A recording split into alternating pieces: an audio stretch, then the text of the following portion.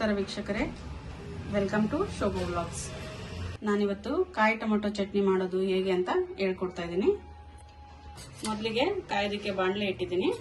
4 ಹಸಿಮೆಣಸಿನಕಾಯಿ ಹಾಕಿದ್ದೀನಿ. ಉರಿಯೋದ್ರಿಂದ ಸಿಡಿಯೋದಿಲ್ಲ ಎಣ್ಣೆ. ಇದು ಫ್ರೈ ಆಗಿದೆ. ಈಗ ಇದೇ ಬಾಣಲಿಗೆ 2 ರಿಂದ 3 ಚಮಚ ಎಣ್ಣೆ ಹಾಕಿದ್ದೀನಿ.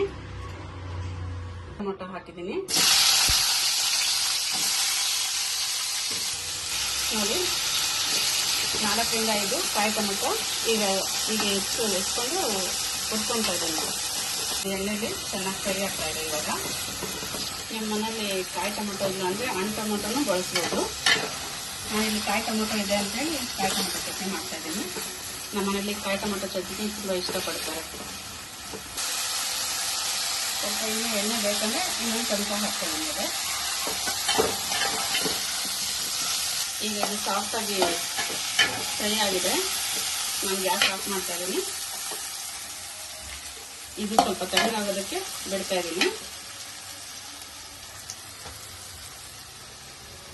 ಮೊದಲೇ ಹುರಿದಿಟ್ಟಿರೋ ಹಸಿಮೆಣಸಿನಕಾಯಿ ಜಾರಿಗೆ ಹಾಕಿದ್ದೀನಿ.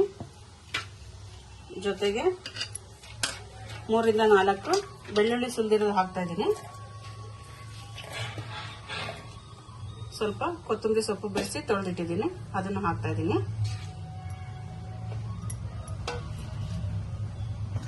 ತಕ್ಕಷ್ಟು ಉಪ್ಪು ಸೇರಿಸ್ತಾ ಇದ್ದೀನಿ. ನಾನು ಇದಕ್ಕೆ ಸ್ವಲ್ಪ ಬೆಲ್ಲ ಹಾಕೊಳ್ತಾ ಇದ್ದೀನಿ. ಬೆಲ್ಲ ಹಾಕೋದ್ರಿಂದ ಹುಳಿ, ಸಿಹಿ, ಖಾರ 3 ಮಿಕ್ಸ್ ಆಗಿ ಒಳ್ಳೆ ಟೇಸ್ಟ್ ಕೊಡುತ್ತೆ ಟೊಮೊಟೊ ಚಟ್ನಿಗೆ. ಈಗ ಇದು ಟೊಮೊಟೊ ಕಾಯಿ ಹುರಿದಿರೋದು ಹಾಕ್ತಾ ಇದ್ದೀನಿ. ತಣ್ಣಗಾಗಿದೆ.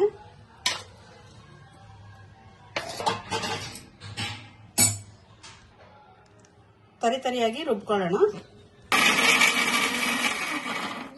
ಇದನ್ನ ನೀರು ಹಾಕೊಳ್ದೆ ರುಬ್ಕೋಬೇಕು. ಇದು ಈ ತರ ತರಿಯಾಗಿಯೇ ಇರಲಿ. ಚಟ್ನಿ ಚೆನ್ನಾಗಿರುತ್ತೆ. ದೋಸೆ ಜೊತೆ, ಇಡ್ಲಿ ಜೊತೆ, ಚಪಾತಿ ಜೊತೆ, ರೊಟ್ಟಿ ಜೊತೆ, ಆಲೂ ಪರೋಟ ಜೊತೆ ಅನ್ಬೋದು. ನೋಡಿದ್ರಲ್ಲ, ಟೊಮೊಟೊ ಕಾಯಿ ಚಟ್ನಿ ರೆಡಿಯಾಗಿದೆ. ಇದು ಫ್ರಿಜ್ ಅಲ್ಲಿ 1 ವಾರ ಇಟ್ಟು ತಿನ್ಬಹುದು. ಆಚೆ ಕಡೆ 2 ರಿಂದ 3 ದಿನ ಇಟ್ಟು ತಿನ್ಬಹುದು. ಇದಕ್ಕೆ ನೀರು ಮಿಕ್ಸ್ ಮಾಡಿಲ್ಲ, ಹಾಗಾಗಿ ಕೆಡೋದಿಲ್ಲ ಇದು. ನೀವು ಇದನ್ನ ಟೇಸ್ಟ್ ಮಾಡಿ ನನಗೆ ಕಮೆಂಟ್ಸ್ ಅಲ್ಲಿ ಹೇಳಿ. ಹಾಗೆ ಸಬ್ಸ್ಕ್ರೈಬ್ ಮಾಡಿ.